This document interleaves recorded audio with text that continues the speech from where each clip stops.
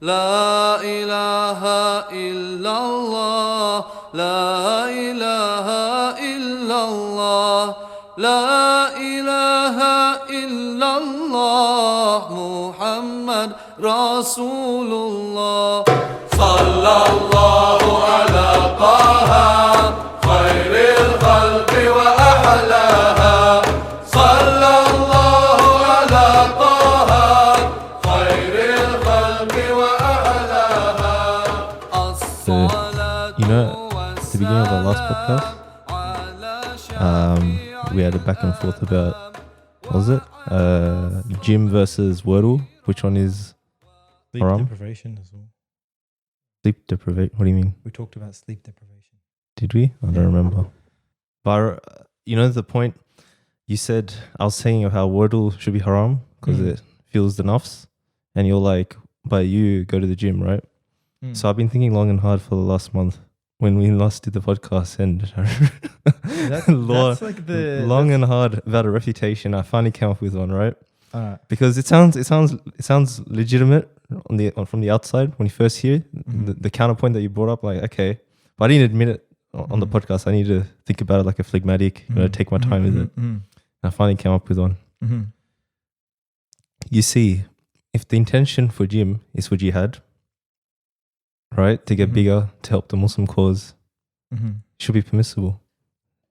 Simple. Okay, wait, it took me a month, but I came up with it. But what has the exhibition of that got to do with jihad? Because you got to get big and Bro, you don't conquer the show, world. But why are you showing that? You don't want to show the enemy your strength. But you have to show your ferocity and your animosity for the cause of Your ferocity Islam. and animosity. You know what I But mean? how And, does it- how and, does and that you know, did you know, apparently, taking steroids would be permissible in the context of like for fighting for the cause of Islam. So I'm don't quote me on it, but I've heard from whispers amongst the trad circles and stuff like that. So then it just makes it all legitimate now. So that's why it's permissible to go to the gym and it's haram to do wudu. That took 1 month, ladies and gentlemen. It's a good rationale, right? You can't beat that. Can you think of anything? Yeah. What is it? We need grammarians and people of intellect to be able to pursue the intellectual jihad. And Wordle assists in this way. intellectual jihad. Intellectual jihad, bro. The physical and the intellectual. Jihad of the mind. Okay, that's actually a good one. Yeah. So you want to improve the vocab of Bro, no, but it's in English, so exactly. That's astaghfirullah, even more bro. important, bro. No, it's wrong. What do you have to mean stick it's to the wrong? Arabic. Do Arabic wudu the instead. opposite, bro. We are getting better at their language. We're infiltrating them from the inside. It's actually when it comes to language and the indigenous language of the West, like the lingua franca in most of the world now, and obviously primarily in Anglophone countries. That was a nonsensical thing to say. Oh, English is the main language in English-speaking countries. But it's interesting that I noticed, like with missionaries, so like Christian missionaries have, on average, much less of an understanding of the Quran than Muslim missionaries and Muslim da'is do of the Bible and of Christianity.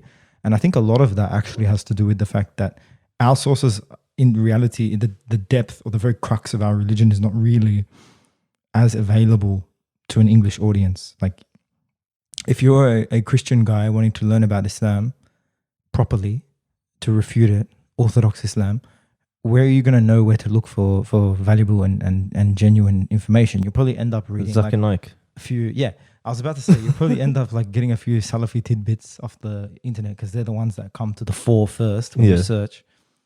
And then because of that, they have like very gimmicky understandings of Islam. Whereas like Muslims who from all different like backgrounds, like I'm not just talking about intellectual Muslims, like who go to tertiary institutions or Sufis or whatever. I'm talking about all the da'is I know from all the different sects and movements. When it comes to their understanding and appreciation of Christianity, bro, it's so much deeper than the inverse, than Christian understandings of Islam. And that is entirely because I believe, like, as English speakers, we're naturally immersed in a Christian context, even though it's a secular world, and I understand that people may not think that there's a lot of influence in society for Christianity today, but there is in the way we speak, in the way we do things as a society. A lot of it traces back historically to Christianity.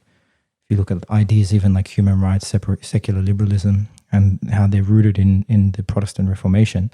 But the point I'm getting to is like we, in being here and being Anglophone, primarily Anglophone, we're naturally able to ascertain and to really internalize like many Christian ideas and many Christian beliefs a lot quicker than the Christians could for us. And that gives us a huge advantage, bro. Have you ever, there's so many debates online, and I'm not one of those guys who's like, oh yeah, smashed him, bro, in the debate when I see one. But the ones that I've seen so many Christians get wrecked by Muslims. Yeah. And I'm not just saying that because I'm a Muslim. Like objectively, from debate, I did debating for years, man. Like they just don't have the level of understanding because they make so many basic mistakes when it comes to their calculation of what Islam is or what Islam says about something. Yeah. There's one aspect as well I think needs to be addressed in that, is that there is the idea that, especially when it comes to Christian missionaries, especially like white Christian missionaries, there's almost Islamophobic bent in terms of how they approach the Quran and the Sunnah. Like the Quranic quote that comes to mind is like, there's verses that are very clear, and then there's verses that are not as clear, and so it's like yeah. So like there's what happens is I feel that you can kind of read the Quran in a certain way that you want. Like you can go to like the jihad verses and interpret it in the sense that, look, Muslims are so, violent. Look at these passages, right? And it's interesting because kind of tied to like critical race theory when I did like classes. There's a concept that is talked about in critical race theory, or it's called facts versus truth, right? So, and this is really fascinating because you can apply it to Islam. So some people, when they portray a certain issue, they lash onto facts, right? Like, I don't know, 1 in 3 people are I don't know, very happy or something, right? And sometimes you can use that fact to depict something in a certain way where it's the thing is not true. So I'll actually, better example story, like using Islam as the example, right? So there's the Quranic passage where it's like, don't take the Jews and Christians as awliya, right, as friends. Like I think it's better translated, not friends, but like close companions of that sort, right? And so that can be interpreted straight away as, a Christian coming in, interpreting that passage, saying, look, Muslims are, look at them like they're bad and they're not friendly people or something because of that verse, right? And so they draw they use a fact, right, which is that specific passage in the Quran, but then they use it in a way where it's like they depict their own narrative. So yeah, in critical race theory, it's like truth, facts, and narrative. And so they're using those facts to build a certain narrative, which is a false narrative. Does that make sense? Of course, yeah, it's fundamental. So like I find that there's that bent when it comes to some Christian apologetics where they're already looking for like verses like that. They're already coming into the Quran looking for that. Whereas obviously we know how important when it comes to approaching the Quran, especially in like Surah Al-Baqarah, where the importance is talked about in terms of Jews and their approach, the legalistic approach of religion, which is actually devoid of spirituality. And so that is like highlighted through the Quran, right? Or through Surah Al-Baqarah, especially at the beginning. And how Islamically, it's like when we approach something, we need to be, objective, searching for truth, sincere, etc., right? Whereas these people who kind of read into like the Quran, it's already, they have like an agenda. They already have a bent in terms of how they want to approach things. And they're actually searching for things in order to build that narrative that they want, in order to depict Islam in a certain way, right? So it's like, if you want to boil it down to, it's also like power, right? Like in the sense that like you don't want, like it's always like about fighting back against that narrative, fighting back, like especially in like the current society and world that we live in when it comes to Islamophobic kind of narrative of Islam and how it's depicted, right? Like, oh, Islam, jihad, look, at the beginning, like we were joking about, jihad and stuff like that, but we know what it means amongst Muslims compared to when, a white person hears about it, like a white non-Muslim, right? So I think that's also like important thing to kind of factor in when it comes to these conversations in terms of how we approach the Quran. Are we being sincere, and are the non-Muslims going into and reading the Quran for what it is, or are they trying to like interpret what they already want to read into when it comes to the Quran? So there's that, or even generally in Islam as well. So it's fascinating. Like I find, I'm just drawing from critical race theory, but it's almost like articulating these experiences or situations in a way where it made me think like, wow, like this is actually very like useful to kind of look at things. So, and welcome back to the 4 temperaments and critical race theory. We should That's do a separate podcast. We should just be called 4 temperaments and critical race theory in the cave. So we have nothing else to talk about. We don't. What else do we talk about? A Christian actually told me, actually brought up that point to me because he asked me about being a convert. And I was, obviously my family are not Muslims. Like, oh, did you know that the Quran says that you can't take Christians as friends? So like, how does that work with you and your family? And I'm like, bro, what are you talking about? I could marry a Christian or a Jew. Yeah. I can't take him as a friend, but I can take him as a wife. Like, the meaning of that obviously is dubious, right? And the fact that if you're trying to suggest I can't have a proximity to a Christian or a Jew, and that's somehow like a evidence of Islamic intolerance in contrast to Christian tolerance, then I mean, as a Southern Italian, I can tell you all about Christian tolerance too. Yeah. And to bear in mind, even with that context of Revelation, I recall the context of that was basically when like Banu Nadir or one of the Banu, no, I don't think it was Banu Qaynuqa, but it was Banu Qurayza or Banu Nadir. One of them like getting expelled basically. One was persecuted. Eliminated. But that was like the context of that revelation in the sense that look at what they did to us, right?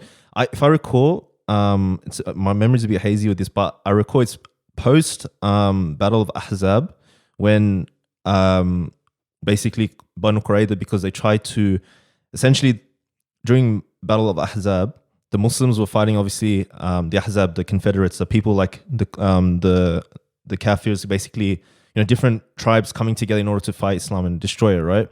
And I guess Banu Qurayza, they had like a treaty with the Muslims, but then they actually camped inside, so they didn't actually help with the Muslim side, but they ended up allying with the Meccans basically, right? And so because of that, it's like there were obviously, when it comes to people becoming Muslim, they would have, before they became Muslim, they would have had companions from different tribes, right? So like there could have been like someone from the Ansar who was friends and had business dealings with someone in Banu Qurayza, right?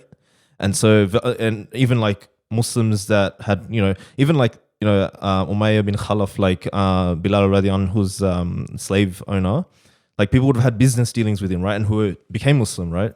So like you have these dynamics within the whole Meccan versus like, Muslim society where Muslims, when people like the Quraysh were becoming Muslims, they had these like, allies before Islam.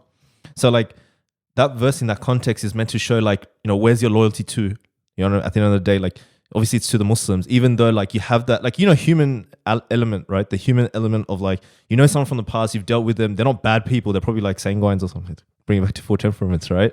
But then you have to realize it's like, at the end of the day, it's like, who's your loyalty to? Like, obviously to Allah and His Messenger, sallallahu alaihi wasallam. So it's just that reminder to do that, especially when Banu Qurayza were like so mischievous, where it's like the scum of the scum, right? Like you have a treaty with the Muslims, and then you're trying to like ally with the Meccans basically in order to destroy the Muslims. But then Banu Qurayza were inside Medina, right? Because the Muslims put the women and the children in the they have their own fortresses, so they put the Muslim children and the kids in the fortresses, and Banu Qurayza is in the same vicinity, right, in Medina. So you think about the Muslims, like they're trying to fight the Kafirs, right, the Meccans, and then they have to deal with like what's going on the inside, the potential attack from Banu Qurayza, upon the innocents within Medina, right? So like they're the scum of the scum, and then they broke the treaty in that sense. They try to act like there was never a treaty in the first place, even though Rasulullah sallallahu alaihi wasallam went to them even before Battle Ahzab to confirm, like when Banu Nadir were expelled, like do we still have the treaty? And they agreed to it, right? So just to highlight how scum of a scum they are, right? And then And then they still did what they did. And then obviously this bit of, emotional human aspect in terms of like, look, I did business things with them in the past, and some Muslims may have had that sort of approach, but it's just to remind, going back to the verse, it's like, where is your loyalty to? So I don't know where I was going with that. Sorry. Missionaries talk about that event a lot. The execution. Yeah. The men in the tribe later, and there's a viral video online of a Christian apologist or a notable Islamophobe being like, and what happened to the Jews of the Banu Qurayza? Yeah, and it's like and he's like, and what happened to them? As like a gotcha moment. Yeah. In a debate with the Muslims, to be like, aha, see, Muslims do hate Jews innately, and Muslims do cause like fitna for the world innately. Yeah. And that was their point, and it's something that Silly. I've actually had Muslims ask about. Be like, oh, is it true that the Muslims beheaded 700 Jews? It's like, what? Why? Yeah, a lot of Muslims don't even know, right? Like, yeah, it becomes like, they ask me like, oh my god, this is what this kafir guy is saying is true, and it's like, bro, the fact that that's how it's been framed to you, and that's how it's been discussed, in without any mention of the context of war, treachery, the fact that was it Sa'ad ibn Mu'adh? What was his name? The member of that tribe, a Jewish member of that, was asked to preside over the case himself and give judgment according to that law itself, their law itself.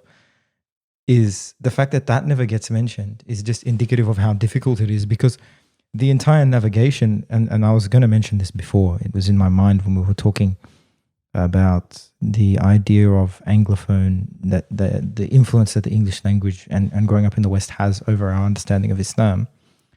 And one of those ways is that we internalize Islamophobia from our upbringing, our childhood, our education.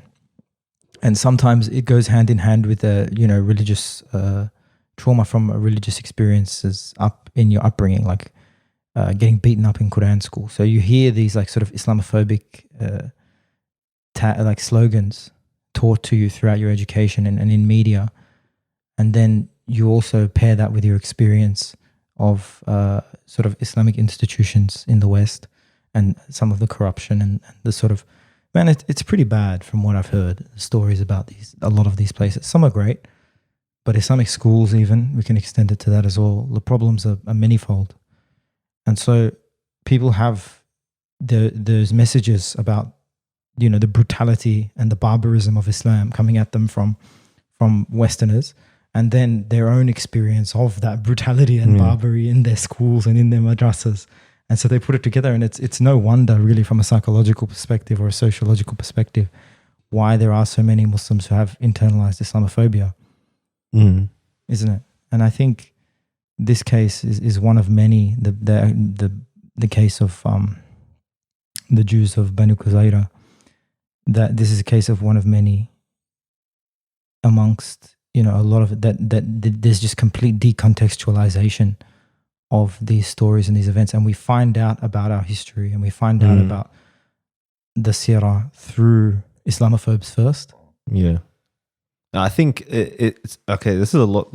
I actually want to also talk about, I want to break down a little in terms of like what happened in the context in terms of the Jewish tribes. I think it's good to like talk about that. But even before that, I also wanted to mention that I think it shows that how little knowledge we do have, because especially in the war on terror narrative situation that we were going through, right? Especially like post 9/11, all that sort of stuff, right?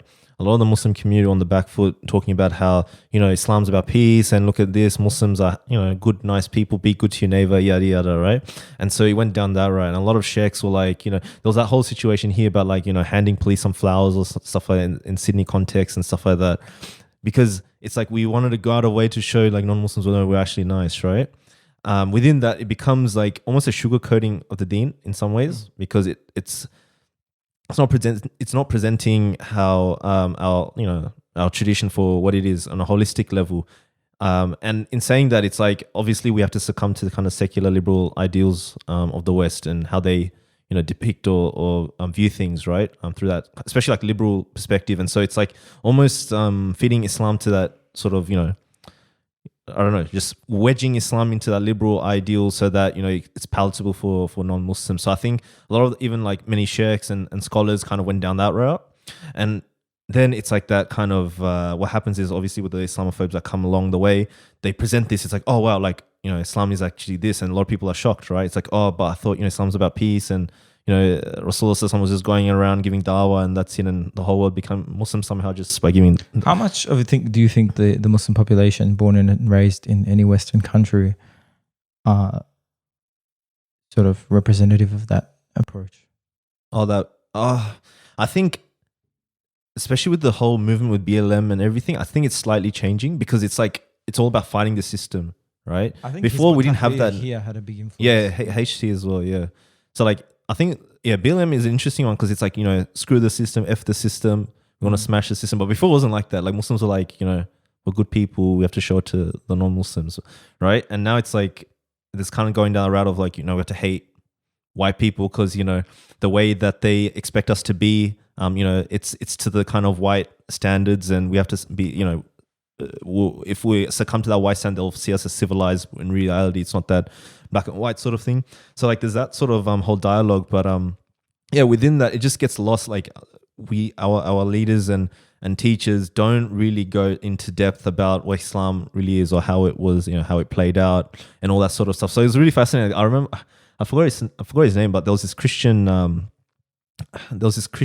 guy. I think he was a bit of Islamophobe, but he did like a sort of history of Islam, and a lot of it he was like, Islam is all about politics. Look at this movement, that movement, and he wasn't necessarily like depicting everything wrong. To be honest, like I actually agreed with him in the sense that look, Islam started like this when established the Medina state, and then it spread to different parts of the world, and delegations came this and that. I'm like, yeah, like what's the issue? But then I realized that it was such a big shock for the audience because it's like they only see Islam as like, how maybe the Muslim community depicted Islam as, oh, we're just preachers and teachers. Obviously we are, but like, we don't delve into the political realm. We didn't have anything in that, I don't know, Islam didn't have anything to do with that. We just, taught people to be good people and all that sort of stuff, right?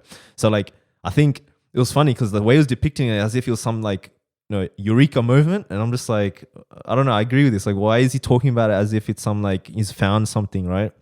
So that was interesting. So then I realized like, yeah, it's I guess how we depicted Islam, right? But going back to, I guess, do you have anything to say? Because I might quickly like go into kind of the Jewish tribes and I remember a quick scholar summaries that I was speaking to, a very brilliant scholar. I'll just call him Professor X for this little anecdote, and he used to be very engaged in anti-Islamic dawah, right? If you can call it, the call to anti-Islam, anti-Islamic dawah and Islamophobic dawah. And we'll call the little discussion I have with him, I want to make a little diary, Confessions of an Ex-Islamophobe, because he's now moved away from that. And he messaged me one day, he's like, yeah, I used to be an Islamophobe. And I'm like, oh, so what changed? Like, what was the catalyst for you? Sing to Boys in Cave. Yeah. This guy is, bear in mind, a huge scholar. He's one of the most like intelligent, intellectual young men I've ever met in my life. And he said to me, he's like, what he said in all his brilliant eloquence, this guy had written like thousands and thousands of pages on many different topics. He knew things in Islamic history that were so detailed and so specific. Like he was the one who taught me about if anyone knows Islamic history, the Buyids and their occupation of southern Iraq, the Persianate dynasty, all of this stuff, right? And he says to me one day, a man of great eloquence and very high registers of the English language, just said, bro, Islam is big. He's like, I used to be an Islamophobe. I used to think all this stuff, but then I just realized like Islam is big. And that was it. That was all he could muster to describe how he'd moved away from that. And that, I think, summarizes what a lot of us need to appreciate if you do have, or you do find in yourself those internalized Islamophobic ideals, or if you are a Westerner and non-Muslim, or Westerners and non-Muslims who have very condescending views about Islamic history and the past, or very negative views. The thing to bear in mind is it's a lot more complicated, a lot more convoluted, and certainly a lot more multidimensional than you have ever comprehended. Yes, subhanAllah. It's so true. Like even the other day I was thinking like, how much our, more Sufi inclined scholars wrote so much about like virtue ethics Then you have like medicine, you have like, Islamic architecture, like it literally never ends. And obviously like the scholars that partook in those fields of study dedicated their lives, right? And not only just that, it's like was so influential that it contributed to Islam. And so there's so much. It never literally ends. And even with like tying back to Four Temperaments, right? It's like how many people really knew about it? Like we didn't really know about it, like living in the West, and then you just realize, like, subhanallah, how much of our like scholars took from it or used from it. And that's like a whole field of study that's like forgotten about in this day. So how much is within Islam that we just have no idea about, right? Which is really fascinating. And so much can be talked about. And yeah, your mate's correct. Islam's pretty big. Even theologically speaking, like how many conversations did our within our Sunni tradition have when it comes to theology, and how did we even arrive at the Sunni tradition? In so much as was it throwing a can of worms? Was it a throwing a spanner in the works? The Salafis have had some good discussions about this. I think that the sort of evolved Salafis are really good to have debates or discussions within a historical context about theology. And just briefly, one of the things that they allude to, because they're obviously a minority, right, in Islamic history. I was talking to another scholar recently about some former Salafi students of his, and they went to study with him, knowing he was an Ash'ari, but he was knowledgeable, very knowledge in fiqh. I think I knew you were talking about, but yeah, go on. In fiqh, right? Yeah. And so they went to study with him, and then he said, I asked him about them. I'm like, oh, are they still Salafi? And he's like, yeah, they came full on Salafi, but now as I'm directing them more to study ilm, they're slowly working out that a majority of the scholars in our history were Ash'ari or Maturidi. And that can be confronting for the Salafi narrative if you grew up in that very insular Salafi narrative, because it's like, well, pretty much all the great ulama of the past 1,000 years were either Ash'ari or Maturidi. Yeah. How can I be so sure of my Aqidah, the quote-unquote Athari Aqidah? How can I be so sure of that when these great luminaries whose intellect and piety is undoubted and you can't challenge it, they had a different view? And that's obviously something that intellectual honesty plays into, and everyone who is intellectually honest has to confront when they hold any kind of view. So they have these ideas. And one thing, though, that they can come up with, the Salafis, that's really interesting is about the formation of Ahlul Sunnah wal Jama'ah and the patronage given to the Ash'ari school across the Middle East, in particular, and North Africa, at the expense of the other schools, and how much of that was politically determined. We know, for example, about the jailing of Ibn Taymiyyah on very, very shaky grounds. I don't know whether the charges against him of anthropomorphism were tenable. And so it's really fascinating there when you explore the development of what is orthodoxy, what even is Sunni Islam. Is Sunni Islam real? Is Sunni Islam as we understand it tangible today because of the whims or decisions of certain rulers? Or is it something that's divinely mandated? See, even these discussions in and of themselves, when we talk about how the grand spectrum of our tradition and the many dimensions of it, this is something that if we can confront, and we do have the intellectual energy to do so, speak to the breadth of what we're dealing with. And so whenever you encounter an Islamophobe who wants to pass off sort of very simplistic statements as facts about Islam, you can simply ask them a question about, like, oh, so what Islam are you talking about? Ash'ari Islam, Maturidi Islam. What facts do these pertain to in particular? Yeah, I find those Islamophobes are lacking in that sort of understanding to that. Those nuances. That was the first point I brought up in the podcast about how they lack it, but we tend not to lack it. I've mentioned it before in podcasts after we did the Sabur Ahmed episode, one of our earlier ones, how I'm in very little doubt that Sabur Ahmed, I have very little doubt about whether Sabur Ahmed understands Darwin. I think he genuinely understands and appreciates Darwin. And I think that's what makes him a good polemicist. Yeah. Don't you think? Yeah, that's a good point. Even though he's not Muslim, right? So you don't just like write him off because he's not Muslim. No, right? but you go into his psyche in the way he really understands and appreciated Darwin's, like you mentioned, psyche in a way, didn't he? You have to become Darwin to refute Darwin. And as Westerners, we've already, to some extent, A'udhu billah, become Christians in order to refute them. Yeah. Whereas they can't do the same. Maybe Arab Christians can, maybe, but I've not seen it. Yeah, that's a really good point. And I remember even if I recall correctly, even Subah Ahmed in the episode was talking about how like Darwin didn't actually couldn't grapple with certain questions when it came to God and the existence of God, and hence why he, I think, fell into the more atheistic path.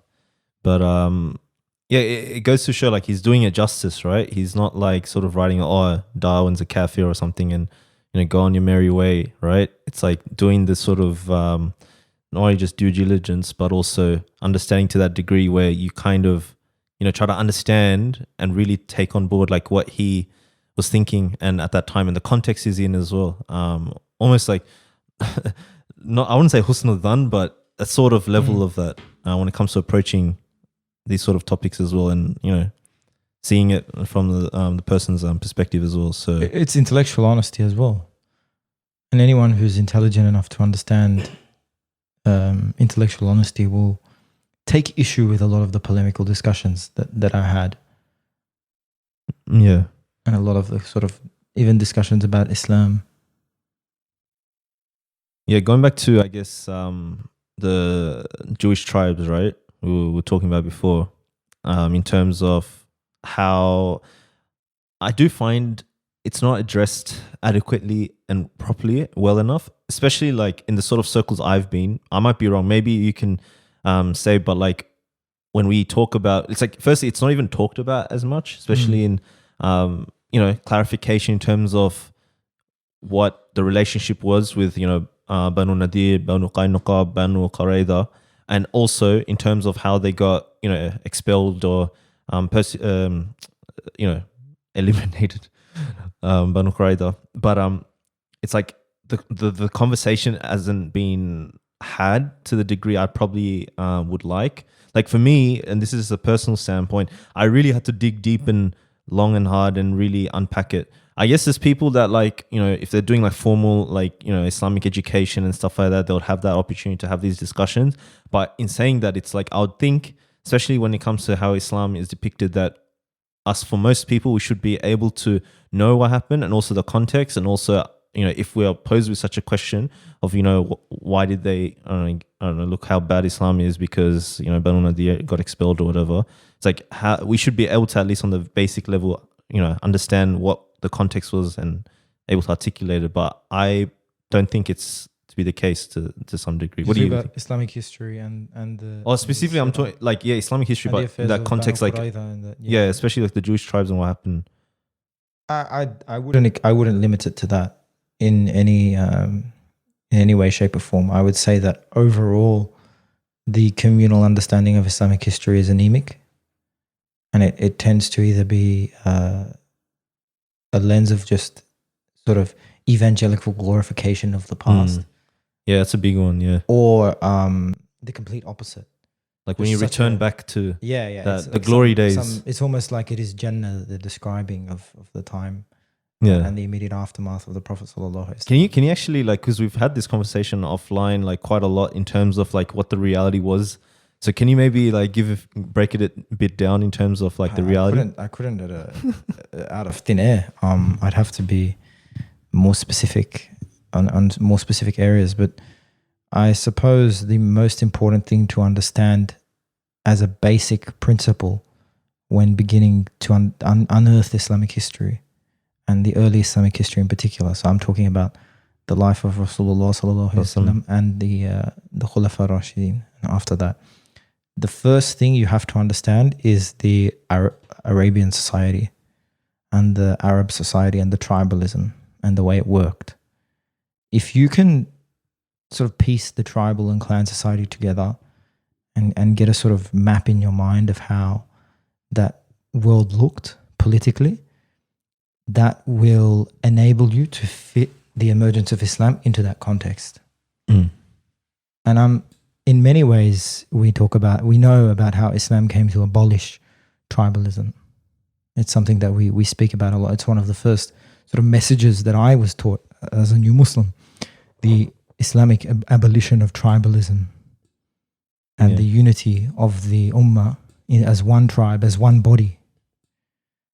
And I think when we imagine the Islamic past, we believe that the first wahi and the first surahs that were revealed signaled the end of tribalism. And it was a polarization between Muslim and kafir. But the reality was that that's not the case.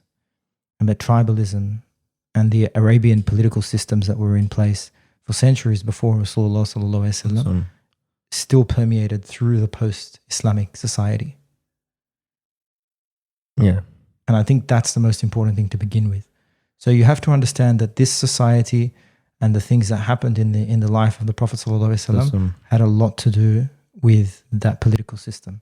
So when you begin then to understand what happened with the various Jewish tribes in the conflict between Mecca and Medina after the Prophet did move there, and how they fit into the web of alliances, so to speak, then those events and the uncovering of those events become a lot less taxing a task.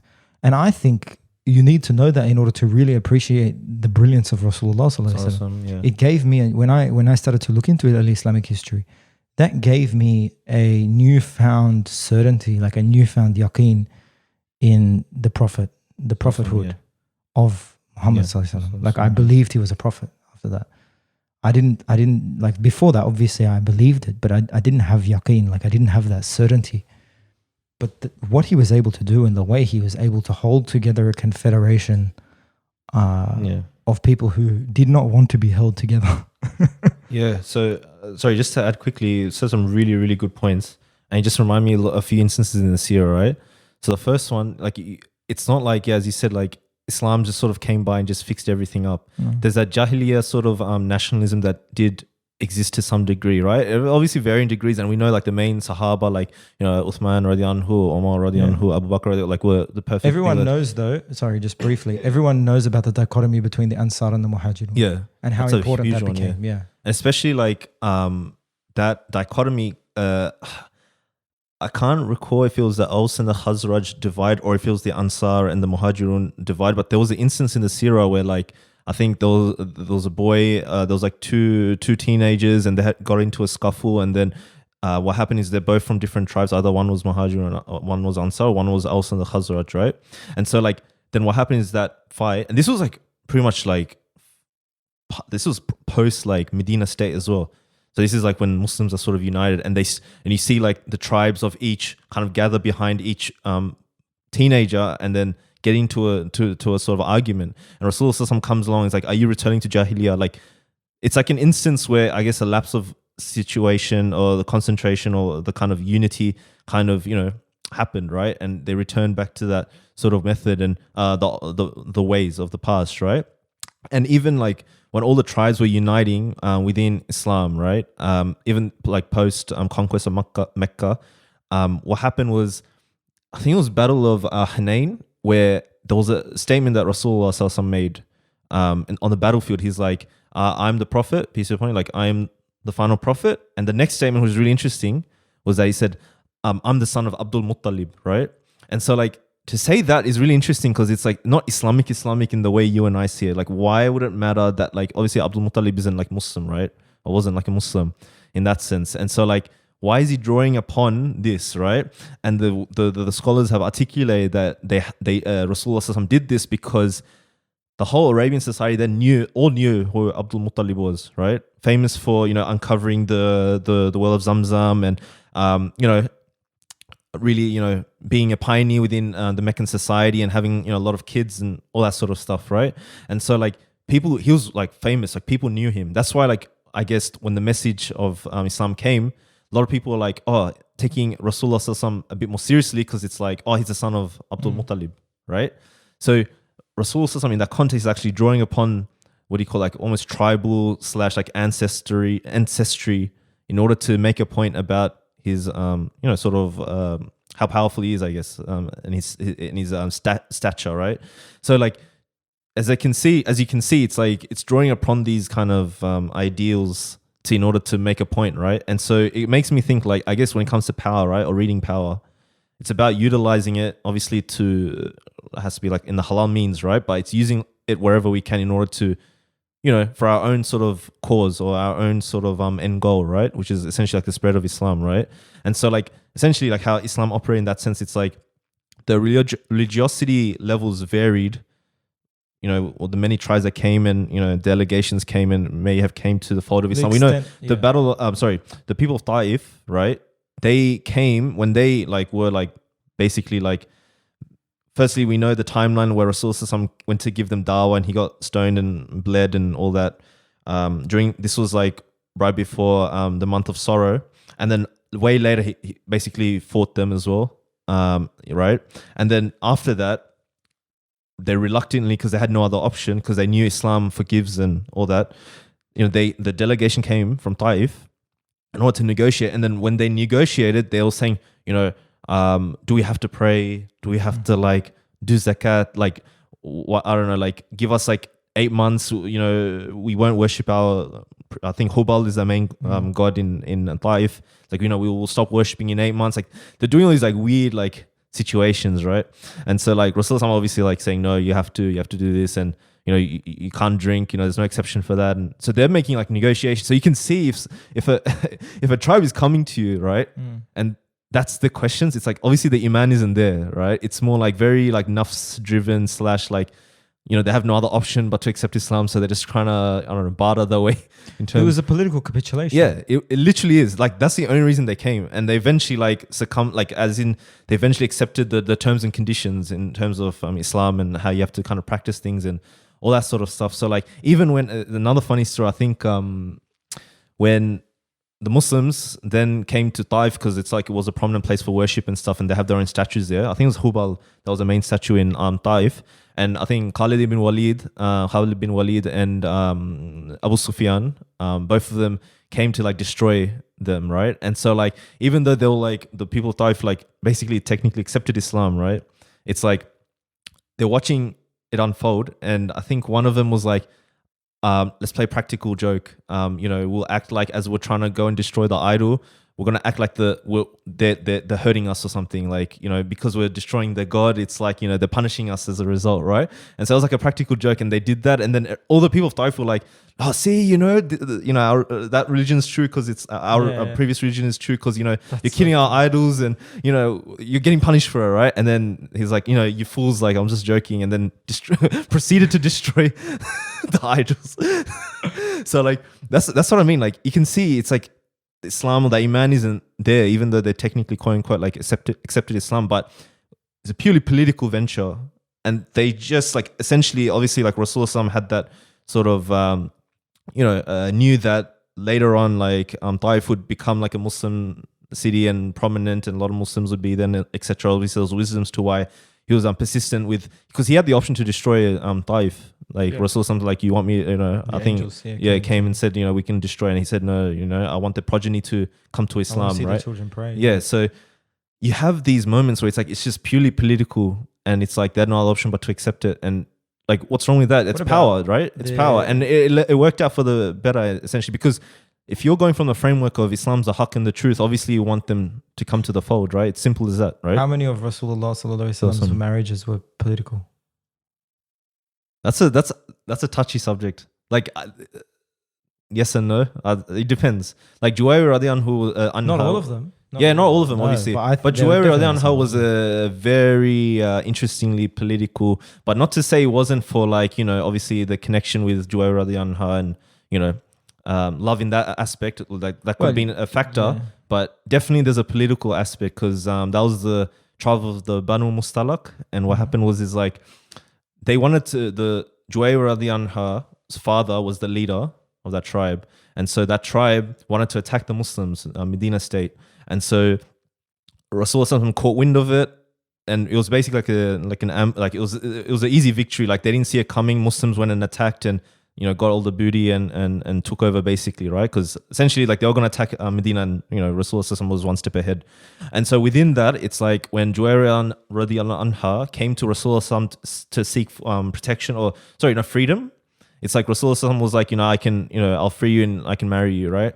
And so when that happened, it's like all the, I think, Ansar who had, slaves that were maybe related to Juwayriya radiallahu anha, were like, we don't want to, keep a relative of Rasulullah's wife. So they freed the slaves. And then Juwayriya radiallahu anha's father was so like, confused that Juwayriya radiallahu anha didn't actually want to return back to the father, because Rasulullah gave her the option, like, you can return to your father or stay with me.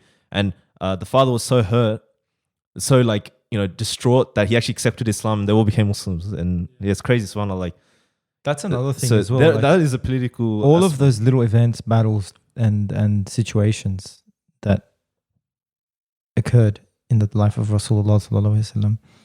The amazing thing when you understand the history is that if one thing had happened differently, the entire course would have changed. Like, for a corner of the world that was of little consequence to the great empires of the time, that was, developmentally behind in terms of culture and science, the rest of the world, and a place that was marred by tribal conflict and civil war. I mean, they did have, obviously, the Arab tradition is known for its poetry, and the Arab poets were world famous, and there was a lot of trade through the Arab Peninsula. But besides that, there wasn't a great deal of contribution, was there, to the political landscape? And it was so inconsequential that the Sassanids, who were the Persians, and the Byzantines, the Romans, as we call them in our tradition, even though they were Greeks, FYI, they weren't Roman, but the Romans, they didn't bother to conquer Arabia. So going from that little blip in the dark corner of the world to taking over the world is something that is monumental and is unimaginable. Like, imagine I said to you, like, oh, you're going to conquer America and China tomorrow. Yeah. I'm not even saying it to you. Like, when Rasulullah sallallahu alaihi wasallam first mentioned that to his Sahaba mostly consisted of like slaves and old women. That's what one way it was described to me. So imagine telling a room of your followers who mostly freed slaves and old women, that you're going to take over the world. And so for that to happen, there has to be a lot of things have to sort of quote unquote work in your favor, don't they? Yeah. And you'll see how the events of the Seerah, every single little one of them, and you'll notice a specific, I'm trying to think of an example, but just the way that if Rasulullah sallallahu alaihi wasallam had not married a certain wife, or if the outcome of a battle had gone slightly differently, then it's likely that Islam wouldn't have continued. How many times were things hanging on by a thread, even after every Uhud? battle, Which way could have things gone after Uhud, after the defeat? Yeah, even Battle Ahzab, and just on your point as well, just had, it's like not even just like the fact that Rasulullah was making prophecies of Islam spreading, but sometimes when he would make dua, it's like he's making dua for like my ummah of Syria, my ummah of Yemen, and it's like they're not Muslim yet. So it's like you're making dua as if they're already Muslim, but it's like, how does that work, right? Like, which is really fascinating, right? Crying for your ummah of Yemen and Syria, where it's like you're like only 1,000 people that are Muslim in, like, you know what I mean? It's really crazy, subhanAllah. And sometimes I really wonder that, and it makes me think. Like, I was having this thought the other day where a concept of time, in the sense that in Bangla, right? When you say yesterday and tomorrow, it's the same word. Kalke. Kalke, yeah. And so it made me think, like, how I guess maybe it's a Western sort of lens where we see time as like linear. It's just going, it's just passing like in a linear kind of progression, right?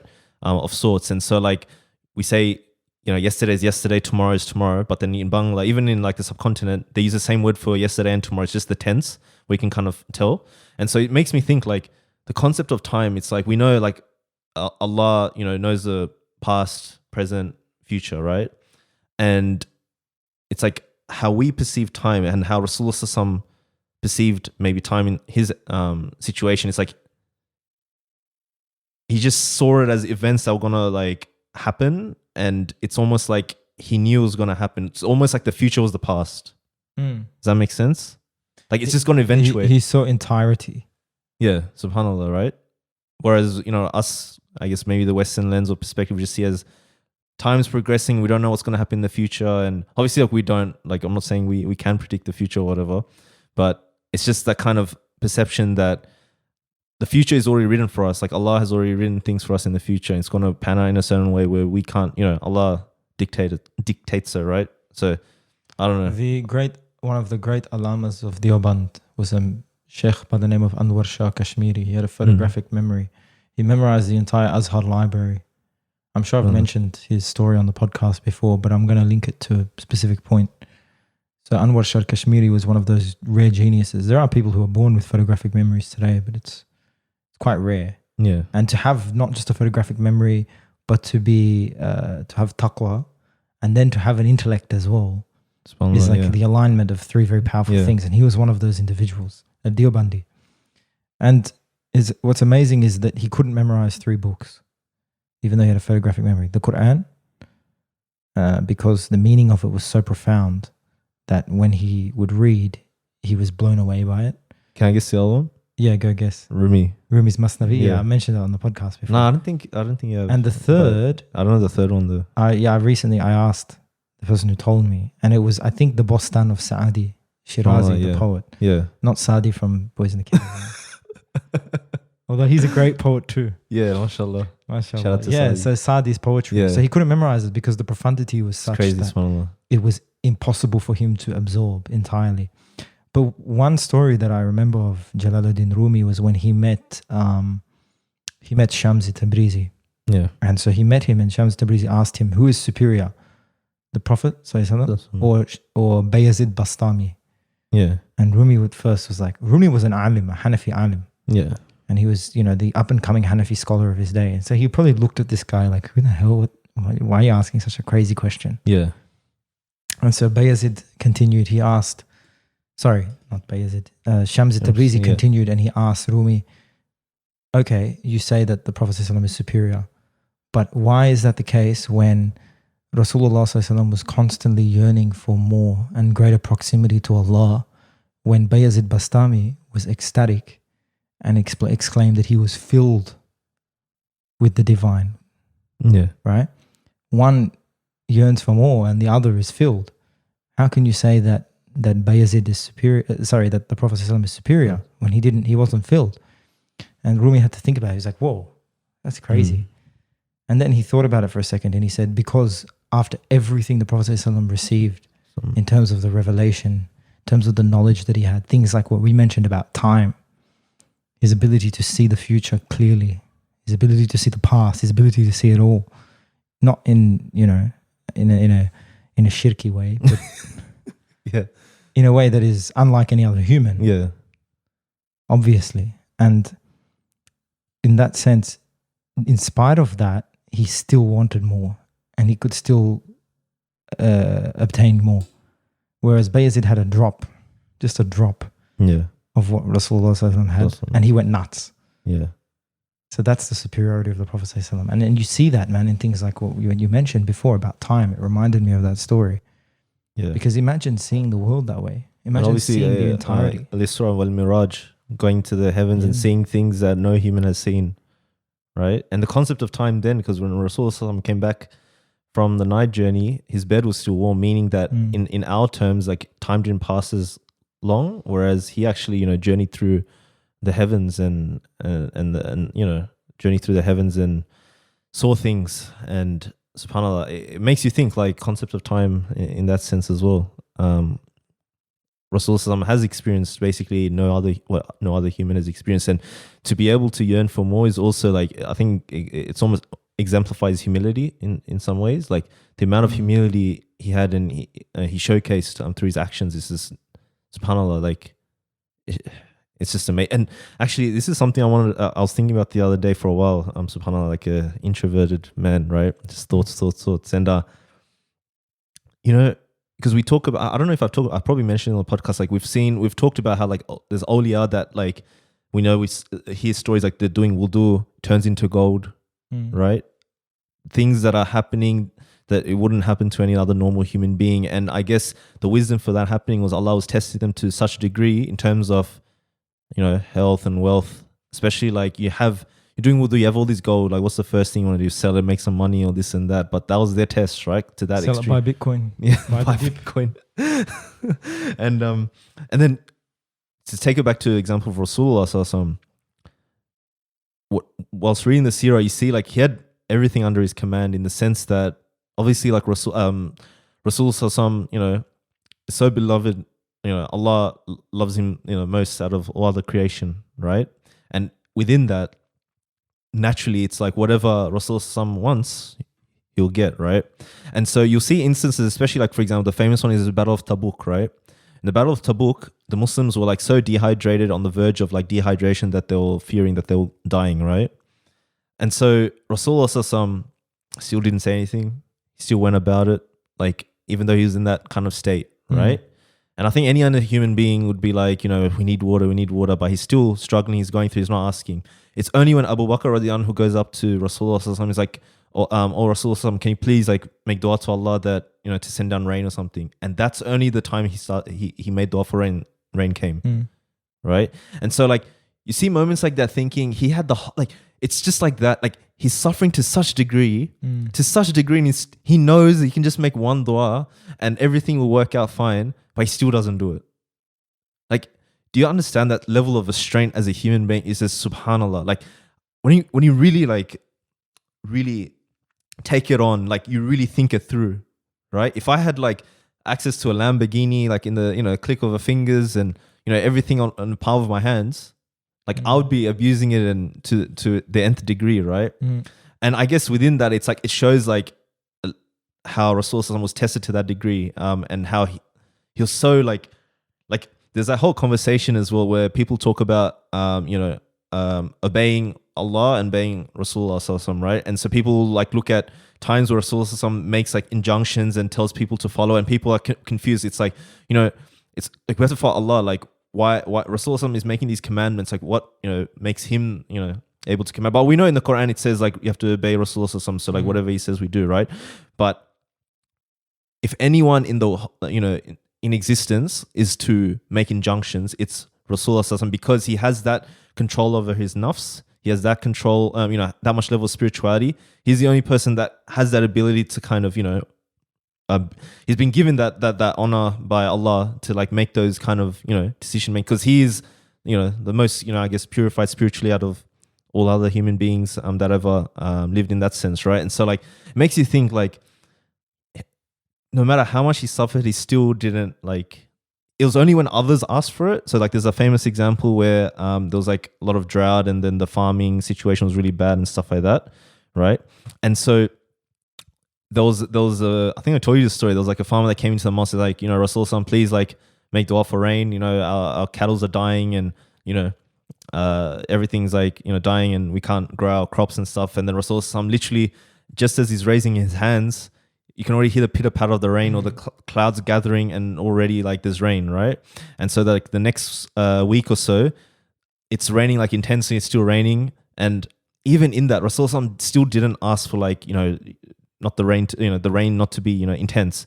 So the man comes back again saying, Rasulullah, you know, my animals are drowning, the crops are like flooded. You know, sounds can like please Australia, man. The situation here, you get bushfires 1 year, and then it's climate change is a hoax. We need rain. Read the Seerah, climate change is a hoax.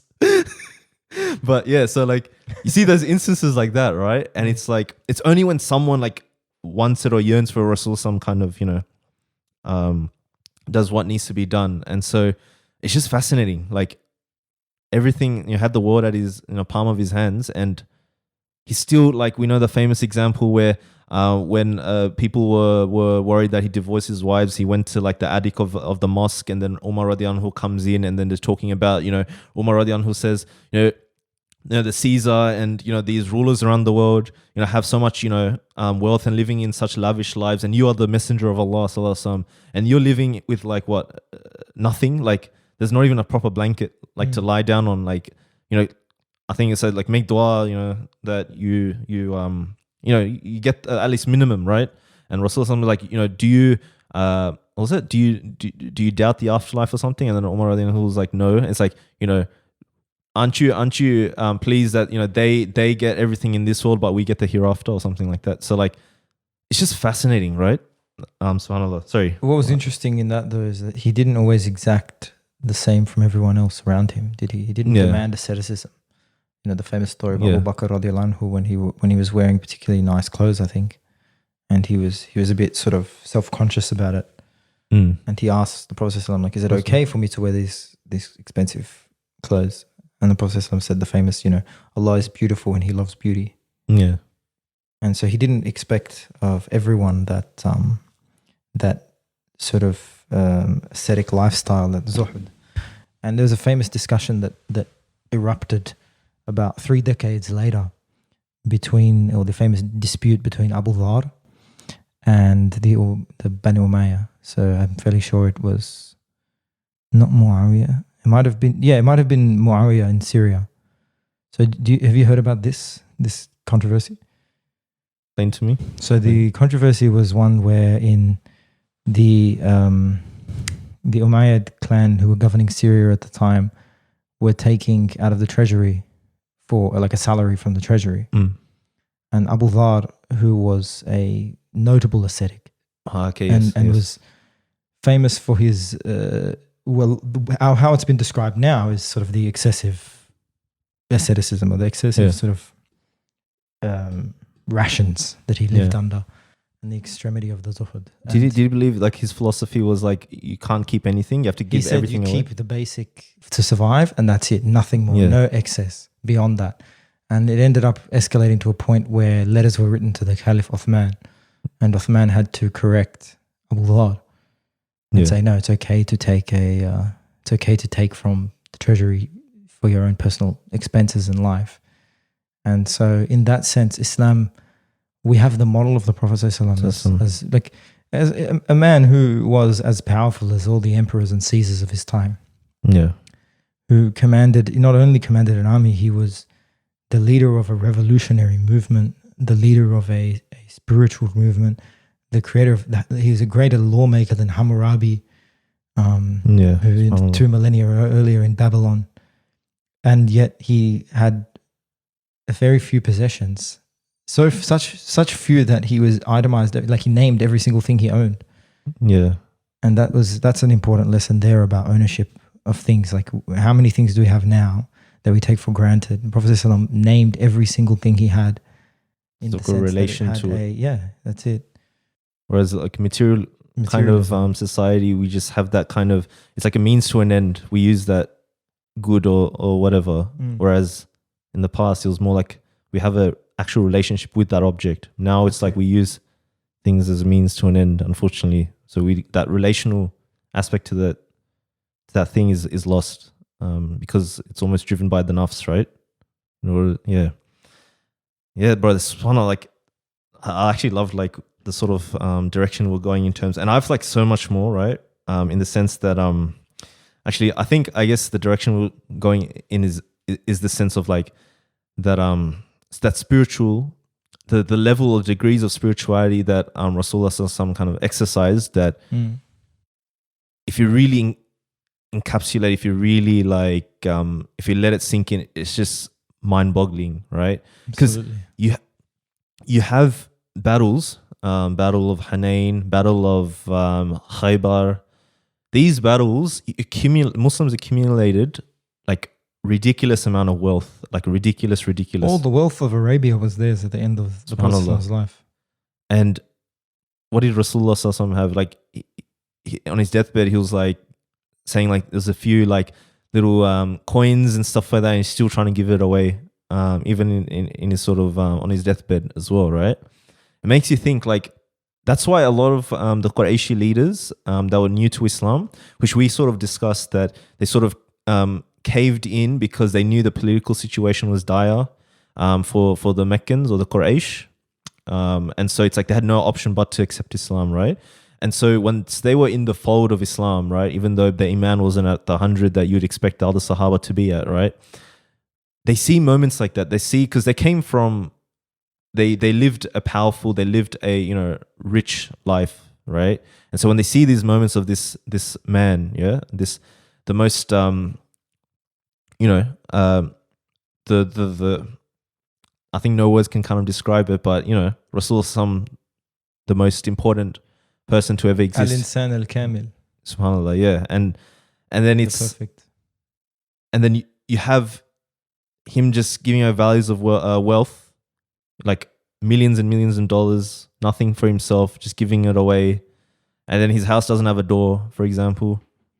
And he's accumulated this amount of wealth. It's, you know what I mean? Like, it makes you think. It makes you wonder. The same thing was said about Umar ibn al-Khattab radiallahu anhu, when one of the emissaries came to meet him. And this was actually narrated by Edward Gibbon, who was a 19th century Orientalist, English, right? Yeah. historian and an English historian. He told His the story teacher was of Umar, John Locke. Umar ibn al-Khattab, whom he described as the words he used were phenomenal, actually. The way he spoke, the way he wrote was phenomenal. It was a dynamic combination of swashbuckling generalissimo and a paragon of virtue.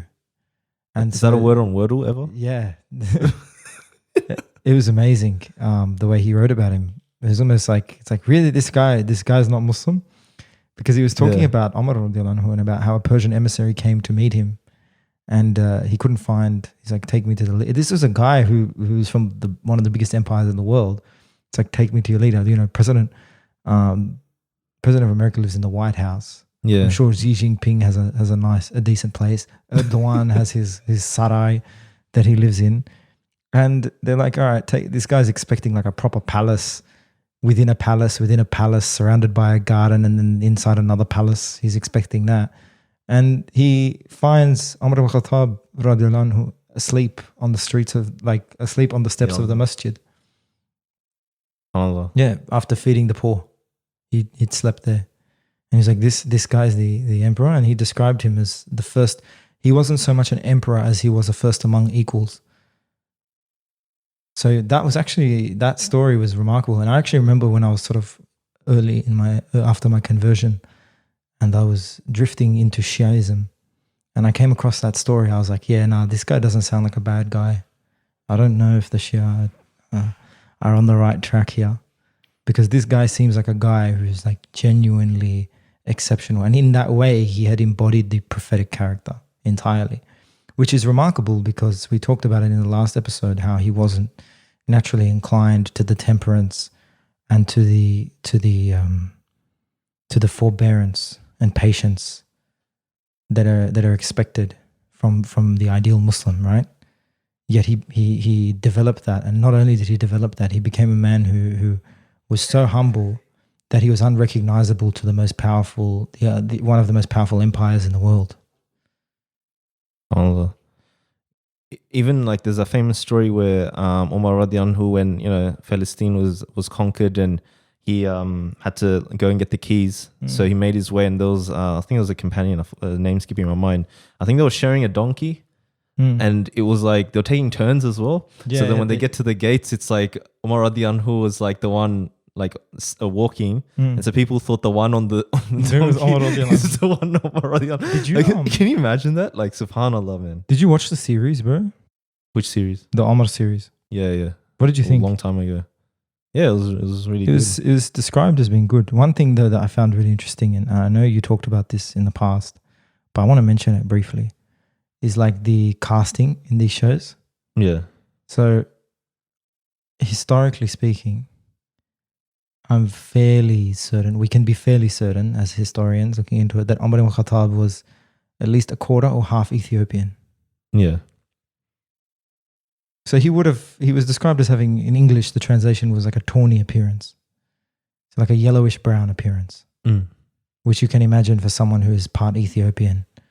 And so it's interesting when you come across these quote unquote historical Islamic TV shows, like to what extent do you think we should be like accurate with the casting in that sense? And do you reckon that, and you mentioned it with the Ahmad ibn Hanbal series. I know I'm going on a tangent here, but it reminded me. To what extent with the Ahmad ibn Hanbal series do you think that there was a racialized sort of influence on the casting choices? People will say, "Oh, well, they're Arab. The production is made in a specific place." But what about if they'd cast someone who was mentioned as white and was clearly a white Arab, like Abu Bakr radiallahu anhu, as a black person? Yeah, there's a lot of outrage. If the opposite happened, yeah. Exactly, yeah. There would be outrage, right? Yeah. So how can there be no outrage or how can there be no questions asked whatsoever when a man who is of a different racial category or a completely different phenotype is cast in that role? And then when you mention it, Tanzim, when you mentioned it to people on your, like, and you made a point of it on your Twitter, people jumped on and they're like, oh, so why are you making a big deal out of this? As if a big deal wouldn't be made. A big deal wouldn't be made if you cast a black actor in a historically white person's role. Like that doesn't happen. Yeah, and people get outraged, right, when a white person is cast into, I don't know, a role of a Muslim that should be like, of a darker skin color, for example, right? It's abhorrent, man, at the end of the day. And it wouldn't be abhorrent if it wasn't like, if there wasn't so much anti-blackness. Yeah. I think in these, in media, in Arab media and in these sorts of discussions, but it's an erasure completely. But I just thought, thinking about that series and thinking about the life of Umar ibn Khattab radiallahu anhu, it bothered me, man. It made it difficult for me to watch. Yeah, that's true. Because I was thinking about it, I'm like, no, this doesn't seem right. This doesn't seem right. First of all, I don't think the idea of depicting Sahaba is right. I'm very much against that. I think in our tradition, you're not meant to do that. We never had paintings or portraits of Sahaba. Those sorts of things were forbidden. And so I don't know about casting actors, 21st century actors, because you can make your own plays and stories out of these holy lives and these spiritual lives. But then again, on the other hand, I'm sort of conflicted because I think, bro, like this is the main thing, yeah? We talked before about how bad people's understanding of these events in the Seerah and early Islamic history are, and they don't understand the political side of it. What if there was a Muslim Game of Thrones, like an Islamic history Game of Thrones set in the early years? Yeah. We could maybe get rid of the nudity. But everything else. But wouldn't you say when it comes to some rulers, it's like the nudity will actually be important, more authentic? Yeah. Because it's like, we're talking about like glorifying the past, like, oh, the past was perfect. What about the older of a slave? What was the older of a slave woman? Tell me. Do you know? Yeah, it's a lot less than... The older of a slave woman is the navel to the knee. Yeah. So a slave woman was able to be... And this is not like a consensus, but there's opinions there that the older of a slave woman was the navel to the knee. And as a result, you could easily say that topless women were abundant. Yeah. And public. You know what? It's shocking.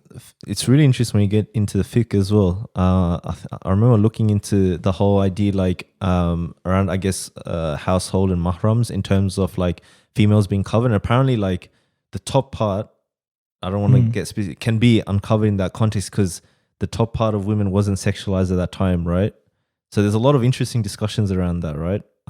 Someone can fact check me, but I remember like looking into that period of time where I guess it's really interesting in that sense, right? In terms of how we view things and how it shapes how we view almost like Islam or what we think Islam to be. That kind of Christian understanding of, almost like head to toe covered at all times sort of perspective. But then you see these situations in fiqh as well, right?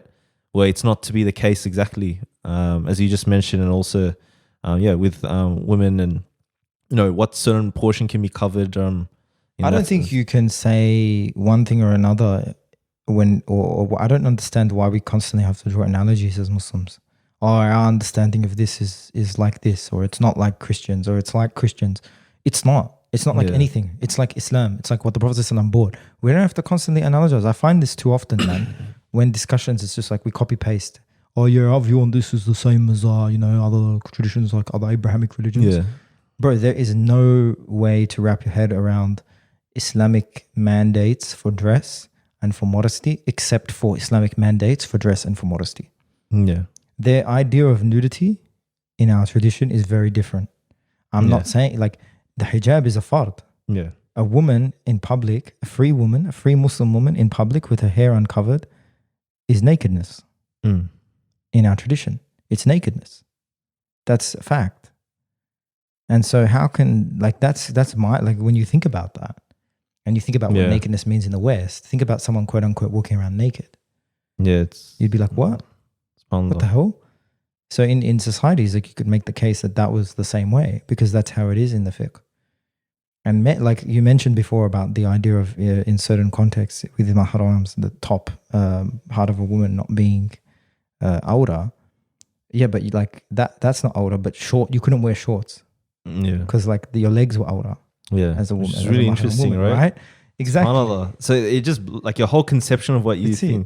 There's no analogy. Like there's no comparison point, is there? Yeah. It's completely different, which actually makes sense to me in a way. Like why that is the case, because breastfeeding would obviously have taken place in the home. So like it's hard to have a you know how policing like of that. there's that whole thing like all women, it's like they're being if they show that part, it's like what like they see it as immodest or all that, so then they have to secretly kind of do the breastfeeding, some secret corner away from everyone and all that sort of stuff. So it's really interesting, like it kind of blows it out the park, right, in terms of our perception of Islam. And it's like the other question is like, where does it come from? What's shaping this kind of way of us looking at our own tradition? Why is it like that? Because as I mentioned before at the start of this, we imbibe a lot more of the West than we think we do. It's crazy to such a degree where it shapes our perception of Islam. It makes us good critics of it. Like the positive side of it is what I mentioned before about us being good critics of the West. We'll be better critics of the West than the West will of us, because they don't understand anything about us. We don't even understand anything about us. How are they going to? So we're good critics, but we take on board a lot. And a lot of the, not just the Islamophobia, but the ideas and the morals. And then you see people nowadays banging on about, oh my goodness, my pet peeve, like the whole you need the nuclear family. Yeah. Nuclear family. Bro, hey, can I say something? Like a lot of like Muhammad Hijab fans, and then I see Muhammad Hijab doing interviews, especially like I think the recent one was with was it Michaela Peterson, Jordan Peterson's daughter.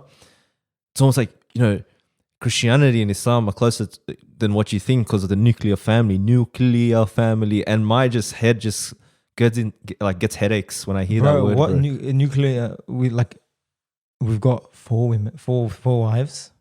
Yeah, 4 wives. They get like divorce is not taboo. Yeah, so to speak. People keep calling about the divorce is not haram, but it's the most disliked of all disliked things. That's what people keep saying.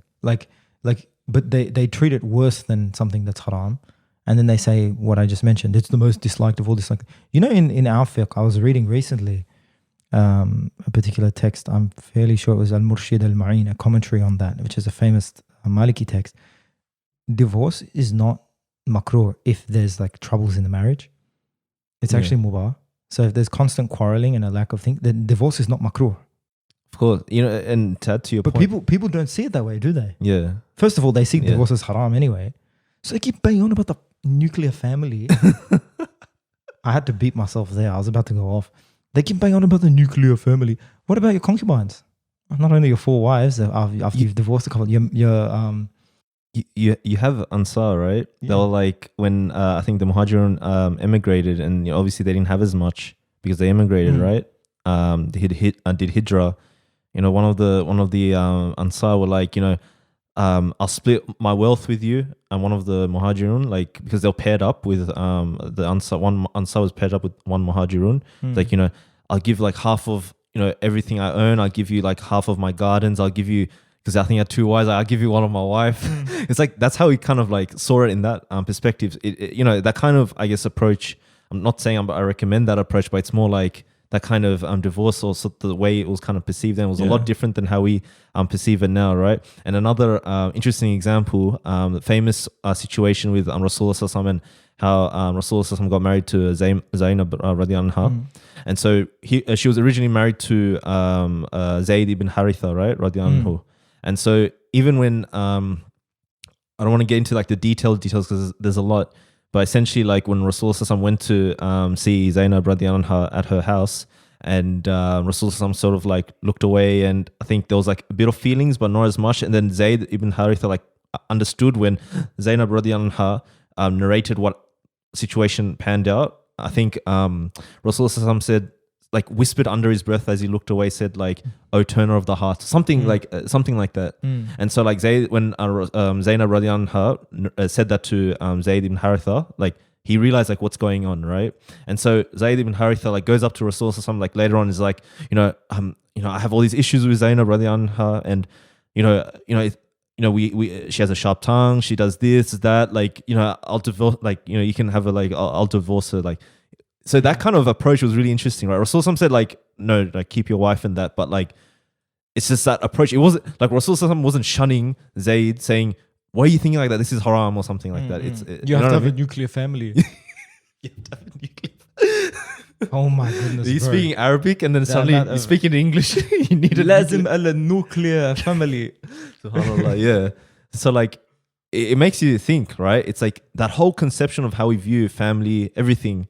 Like how much of it is shaped by us, our Western sort of approach, right? Oh my goodness, man! It's the most cringe thing I've ever seen. And nor are we just PSA. We are not glorifying the objectification of women or saying that women are commodities to be passed around. Like, I have one of my wife. Here, do you want something to eat? Do you want something to drink? Do you want one of my wives? Like, it's not like that, okay? Like, we're not talking about that. Women got divorced as well. And there's the famous story about a woman who complained to the Prophet ﷺ about her husband. She didn't like him. She just said that he was very ugly. I'll find a reference for this. I think Sheikh Hassan Ali was giving a talk about it. And she complained and complained profusely about who she had recently been married to. And the Prophet ﷺ permitted a divorce for her, granted her a divorce upon those grounds. You're shooting us guys in the foot, bro. Don't give these ideas to our... poor, ugly guys out there. We stay strong, brothers. Yeah. But yeah, so the point is about how... So guys, the takeaway from this is don't be ugly. Gym hard.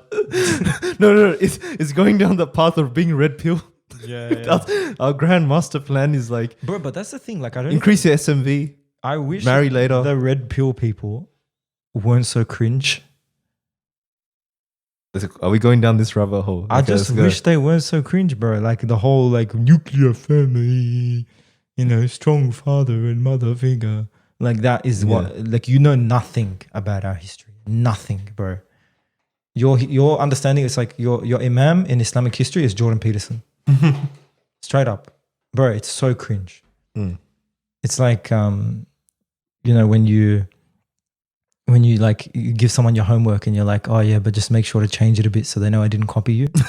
That's these like red pill guys with half of the stuff. But the other half is something that I think we also lack, which is like a reorientation towards responsibility, not in a sense that we ignore societal influence, not to the extent that we ignore societal influence. Like we start structure versus agency, like taking in I'm not talking about people are so stupid. All or nothing, like, your critical race theory is bad. It's all your own fault. Like, sorry, it's all your own responsibility. You got to pick yourself up and you got to dust yourself off. I hate that. But at the same time, like trying to teach men to be responsible and to take responsibility first and foremost. Of course. Especially in a marriage or in that context, to have that sense of, and just the fact that the Prophet ﷺ used to, he used to help out with everything because he had that sense of responsibility. He didn't feel like he demanded to be served anything. I think that is like a really important element of quote unquote masculinity or rijala that has to be revived, that sense of taking on board the responsibility and really understanding your role as a mahram in Islam. Definitely, yeah. And that position. And the idea of qawama is important. It's real. You can't erase it. You can't go to thing and white out in the Quran where it says that men have qawama over women.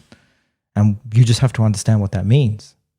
And you have to understand that it's not about you getting owed anything, but it's about you having a responsibility.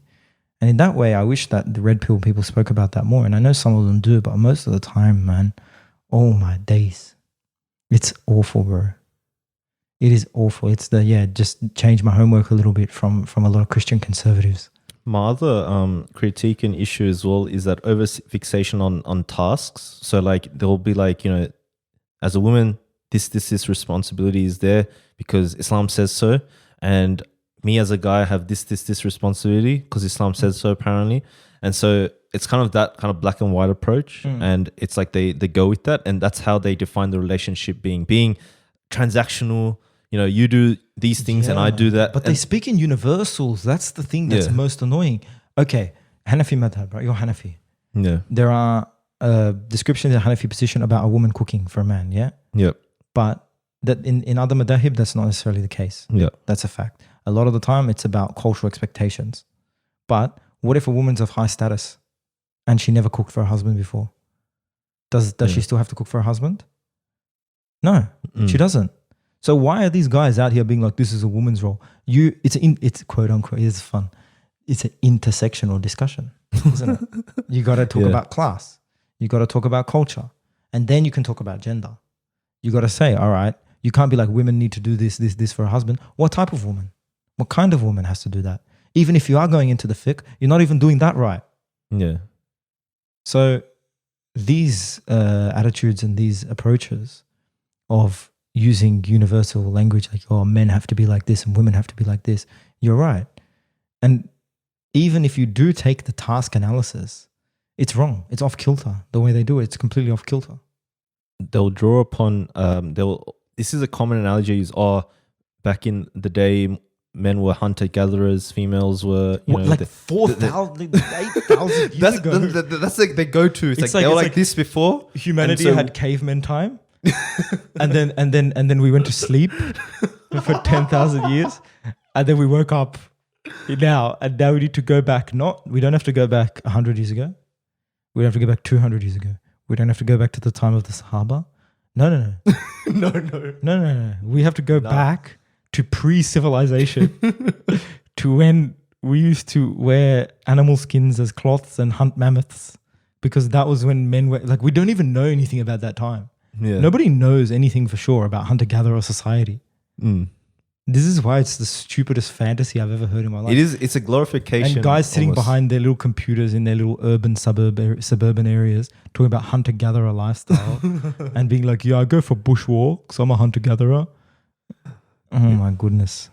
And I think it's almost that, and then they go down that route of like that, what do you call it? Like biological kind of reading of how males should be and how females should be. And it becomes very limiting because we know, and I think we've talked about temperament so much, and I'm sure our audience and listeners have mastered it more than us. It's to me, right?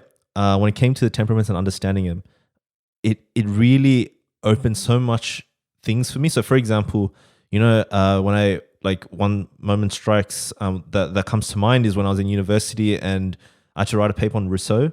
And he wrote, it was, what was it called? It's that famous treatises he did about like the state of nature, how basically like ideas or concepts of jealousy came from like that kind of state of nature to civilized kind of societies and what happened. And it's basically his own theory, and it's like a story or to some degree, right? Like a hypothesis or whatever, right? And so you start seeing, like, especially when you use the temperaments as a framework and model, how one-dimensional these sort of takes are, because it doesn't take into consideration each person has a different outlook, a different perspective to looking at things, right? Already based on the temperament, like based on the nature, right? So you can't like just put everyone in the same box, act as if the whole society went in one direction, and because of that, that's because of the next kind of events that unfolded is because of hunter-gatherers, and then we became, suddenly civilized, and now our masculine nature is being like destroyed and crap like that, right? It's not that like one-dimensional. It's so multifaceted, and especially when it comes to understanding the temperaments for what it is, you quickly understand how different and complicated it is straight away, right? Yeah, bro. How nuanced the conversation is. Biological discussion is bad, not because there's biological differences between men and women. And anyone who says there's not, like, I get having that conversation with them, guys. I get it. But the bottom line is it's not what you focus on. And it doesn't make any sense to focus on that obsessively, even after we've acknowledged that there's differences between men and women. Because, bro, a guy who's 5'1" and a guy who's 6 foot, what's the discrepancy in their physical capabilities? What is it? Huge. Much more significant than a woman who's 6 foot and 100 kilos, a woman who's 6'2" and 100 kilos, and a man who's 5'1" and 50 kilos, versus a man who's 6 foot and 100 kilos. Like the idea of the physiological and the biological thing dictating task role. It's like, what, are we going to only allow tall people to do certain jobs now? Or you want to go down the way of like the Nazi racial scientists and be like, okay, well, Serbian men, okay, on average are 6 foot tall. or 5'11" or 6 foot tall on average. Bangladeshi men on average are 5'5". Yeah. So what, only certain jobs, like anytime we need to do physical labor, we say, sorry, no Bangladeshis. Bangladeshis have to go and do another job, but we only hire Serbians for this role. We only have Serbians in this role, sorry, because they're bigger. They're going to do a better job. See what I mean? That's literally what they're advocating though. And this is the point, man. This is what I go through some of our comments on some of our videos sometimes, and I get so triggered, bro. You know why I get triggered? Not because, what they're saying is right and it hurts me deep. It's because I literally, every episode when I talk about this stuff, I go, hey, people are going to interpret what I'm saying as this, but that is actually the opposite of what I'm saying. What I'm actually saying is this. If I was having a discussion with you about what's better, BMW or Mercedes, yeah, and I said, hey, look, BMW, they're stylish cars, their interiors are nice, they look really good, but Mercedes are better vehicles. yeah, And then you turned around and you said, bro, I can't believe you people who say that BMW is better than Mercedes. And it's like, no, that's not what I said. I said they're stylish cars and their interiors are good, but Mercedes are better. And then you respond again, I can't believe you idiots who think that BMW is better than Mercedes. What an idiot. Who would think that BMW is better? Mercedes are far better quality vehicles. BMW has nothing. And it's like, bro, that's literally what I said. Or just because I acknowledge the other points about BMW's plus sides doesn't mean that I'm saying they're better. And it's the same way when it comes to these discussions. You want to talk about things like, you want to say things like simp. You want to talk about stuff like that. We can have conversations. I'll talk to you about that. But just because I point out the inconsistencies that are everywhere and just the hubristic arrogance and myopia of many of the proponents of these ideas, I am upset that traditionalists can't bring more to the conversations because the way they argue is so dumb. yeah, They should be adding to the conversations. Come to the discussions, bring the points. They need to be made. But when they bring them in such a dumbfoundingly elementary way that it just shoots the whole operation in the foot. Imagine I'm like, yeah, we're going to get Tanzim voted in for in the next prime ministerial election. Inshallah. Next federal election, Tanzim's going to make it. And the first thing I do is I get up on stage and I'm like, Tanzim should be our prime minister because even though he's a really bad driver and just got his license revoked, that doesn't mean he's not a great walker and a really good guy. And so what if he speeds? Like he's meant to speed. It's what men do. Men have to show that aggression, that rijala. Women, they have to drive slowly, but men have to speed. And that's why Tanzim should get voted in the election. It's like, even if you should be voted in, I've just done your campaign so much damage, bro. Like, I'm like, no one's going to vote for you now, man. That's how I see a lot of these guys. Yeah. And what's really interesting is that, like, just to add to what you're saying, is that it's not like we're advocating as well. Like, for me, I always, as a man, or what it means to be a man, like, I guess on a very ideals based, I'm talking like very like idealistic level, right? I'm not talking about like, because it's really jarring to have that expectation that all men should be in a certain way. Especially we've discussed like multitude of different, outlooks of life and perspectives, and even like people's inclination in terms of what their strengths and weaknesses are, etc., right? But if you're talking about purely idealistic level, right? Like, yeah, I would want to be as a man, obviously, like providing all that, strong, protector, all that, generous, kind, emotionally intelligent, all that, right? So from a purely ideals perspective, like, yeah, and that's something like, I guess I would want to strive to, and I would. But you think that those qualities are innate qualities of masculinity, of manliness itself? No, it becomes a bit like, I guess it becomes very nuanced, like very. But this is a complex discussion. Yeah, it's a very complex thing. You can't just come out and say like, these are men qualities. This is man. This is woman. Yeah, of course, yeah. Cavemen times good. Cavemen times. Let's go back. I hunt. I hunt. You cook. Yeah, I hunt meat. You cook meat. I provide, you stay at home, look after kids. Yeah, the Flintstones, man, these people. Yeah. They're all like, I noticed too, a lot of them are like anti-vax conspirators. A lot of the proponents of this stuff, and it just makes me laugh. I'm like, they really do want to go back to the good old days, man. It's like, no science, no technology, no vaccinations. And yeah, so like, in terms of what I was mentioning, especially when it comes to like the physical aspect in terms of taking care of yourself and, learning, I guess, the sunnah sports, right? It could be archery, swimming, etc., or lifting, all that, right? Or wrestling, right? We've talked about that before. Obviously, we had like Ahmed Karat on the podcast, and we've had these discussions before, and it's important because not from the perspective that I feel because of the Khabibian dawah aspect we've talked about, like, show them Islam's the truth and smash them and whatever, right? I think what gets erased and what people don't realize is that, especially when it comes to our tradition and how we saw these sports, as much as, yes, technically they're physically aligned, like, the physical sports you have to do and make movements and be decently fit to be able to do well in, right? But we don't, like, it's really weird. It goes back to that Western understanding that we're only looking at them for the actions in of itself, for the purpose of maybe, I don't know, the end goal, potentially just being strong or whatever, right?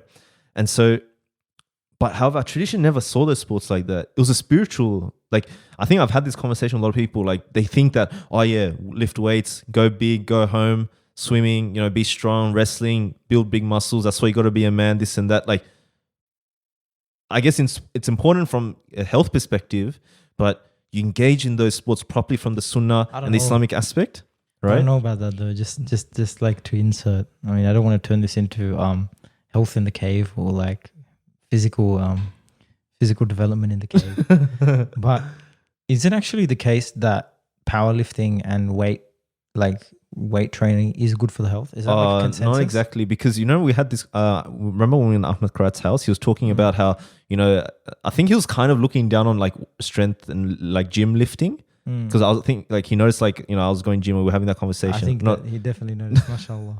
No, I got in smaller Ramadan, but no way. This is smaller. He's gone from a full fridge to like a 2-door fridge to a 1-door fridge, guys. Remember he said like we talked about lifting heavy, I don't know, like 40 kgs or whatever, right? But he's like, what's really strength training? Is it lifting heavy or is it lifting light for a long period of time? Like lifting a candle for like hours and hours or whatever. Like that kind of like, opened my perspective up a bit. I'm like, wow, okay, that's a fair point. Like, how do you define it? Like, what's the real sort of way? Like you look at like, so like going back to the aspect of like physical aspect, right? But our tradition saw it from a spiritual perspective. They saw those physical activities as spiritual, like activities. Like the way we were taught archery by Ahmed Karat was a purely spiritual exercise. It was connected to our prayer, the way that you hold, like because of the thumb shooting technique that Ahmed Karat taught because of the Ottoman style of archery. The way it was done, the movements you make with the bow, everything was connected to like prayer, Islam, something to that effect, right? And so he talked about emphasizing of emptying the mind. This is like approaching purely from a spiritual perspective. And so it's kind of going back to what I was saying, like with the, the red Akbro pills, lift big, go home and, all that. It's like, it wasn't seen like that within our tradition. So why are you propagating that sort of perspective, right? There's no such thing as a spiritual perspective. Yeah, are you trying to refute me? There's no such thing as a spiritual perspective. There's no such thing as the Islamic or the non-Islamic way. People always ask me, they're like, what's the Islamic opinion on this? What does Islam say about this? It's like, I'll go ask him. But the problem is that what you mentioned. Quickly, reminds me, Yasin Morsi did this famous conversation. I won't mention who it was with, but it was posed like, the interlocutor, as we'll Sorry, call him. who? Never heard of him. I don't want to lose half our audience. Never Listeners, there might be We've fans. never had him. I don't think we've ever mentioned him before in a podcast. You might want to mention. And the interlocutor, let's just call him, person A, was like, this is the Islamic perspective, and quoting like Quranic ayah and reciting Quran. This is the Islamic perspective. And then Yasir comes in, it's just like, so you're saying I'm going through the grocery store and then I pull out Islam from the aisle. Like there's Islam, I'm gonna pull it out, and then I go my merrier, everything's kufr, and I just pick Islam. Like is that how it is? And it's so true, because it's like it goes back to our initial conversation, like the Ash'ariya, the Maturidis, the Hanabila. Like you have these like diversity within our tradition. So who are you to just come along like, yep, this is Islam, that's not Islam. You know what I mean? Like it's a lot more diverse. And then if you're like, what do? I don't know which one is real Islam. Someone will come down like that interlocutor and be like, bro, come on, you don't have any knowledge. Why don't you have any knowledge? You need to seek knowledge in order to know. Oh my days. Like everyone in the past, again, this is another thing with the glorification. Everyone in the past had that knowledge, did they? They just knew straight away, intuitively. The point I was going to make though before, it's funny. Yeah, go on. I got cut off in an interesting place. So it just sounds like there's no such thing as a Islamic perspective. Like what even does that mean, you know? But my point is, and I'm super adamant about this, I get really passionate. People dichotomize and compartmentalize in a way that is so disgustingly secular. Yeah. Don't they? In such a liberal, secular way, like, oh yeah, this is the Islamic way to do things. If you want to do this, you can do this in this. There's just haqq. Everything is like everything is Islamic, man. Yeah. What Allah subhanahu wa ta'ala is only looking at you when you do certain things. Allah subhanahu wa ta'ala is only judging you when you do so. When you're at the grocery store, that's a secular thing, buying your groceries. So Allah subhanahu wa ta'ala the angels just don't write that about that. They're like, wait, he's going to the mosque now. We're going to mark him on his ibadah. We're going to mark him on his sadaqah. Every waking moment of your day is a relationship with Allah subhanahu wa ta'ala. And everyone has a fitrah, right? Everybody has a fitrah. Every single individual in this world has a relationship with Allah subhanahu wa ta'ala. Every single individual at every single moment. What you're saying that there's a moment when Allah is not present, you know, in the presence of Allah subhanahu wa ta'ala is not one that is approximate. That's shirk. Get out of here. Get out of here. You know? And like, we see ikhtilaf amongst the Sahaba as well. It's not like one Islam, like in the sense that's that you... it. But the point is like the idea of like, the spiritual approach to the sport, or they don't see it that way. If you don't see every single thing you do as a spiritual thing, or you don't see that it ought to be that way, if you're not at the stage of being, you know, a spiritually purified person, then you don't understand Islam. You don't understand the Prophet ﷺ. Every moment of every day that you're awake, every moment of the way that you even go to sleep is all about connection to Allah subhanahu wa ta'ala. So when you play sport, when we play cricket, when we do a podcast, it just so happens to be about Islam, but even if it wasn't, when you go to the gym, it's all about you and Allah, man. There's no Islamic way. There's no Islamic perspective. There's no compartmentalizing. There's no I'm on the clock, off the clock. Like when you clock on at work. It's not how it is.